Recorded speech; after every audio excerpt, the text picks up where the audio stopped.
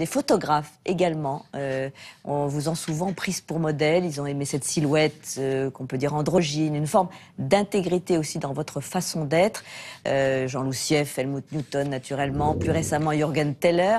Vous avez osé des photos transgressives. Bettina Reims également, est très proche de vous et elle évoque d'ailleurs dans un documentaire qui lui est consacré votre première rencontre. Alors on va en parler, mais d'abord Sabrine Kasbaoui a rencontré Bettina Reims pour Entrée libre.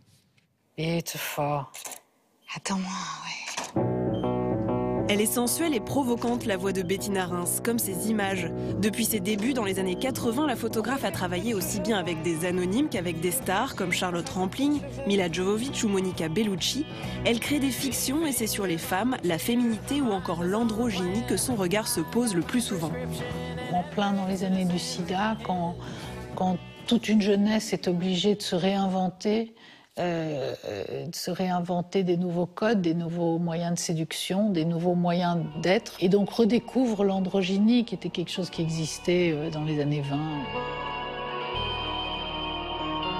Et en fait, le fil rouge, je crois, qui lie mon travail, les séries des unes aux autres, c'est ces moments du passage, c'est ce moment, c'est vrai dans le travail avec les femmes, mais c'est vrai aussi quand je fais un travail sur le Christ, je veux dire, le passage de l'homme au divin, le travail sur les animaux empaillés. C'est le moment de la transfiguration, c'est le moment où ça passe. Charlotte Rampling fait partie de ses modèles favoris et c'est un coup d'audace qui a précipité leur rencontre. Je faisais des listes de gens que j'avais envie de photographier et je leur écrivais des lettres. J'ai écrit des tonnes de lettres à des tonnes d'acteurs, à des tonnes d'agents, et puis évidemment, personne ne m'a jamais répondu. Sauf qu'un jour, Charlotte Rampling m'a téléphoné. Moi, la toute première fois, c'était ça, toute première fois. Elle avait 26 ans et elle m'a demandé si elle pouvait prendre des photos de moi. Je savais pas qui c'était, elle. Moi j'étais un peu connue à l'époque. Et on a fait une séance de photos.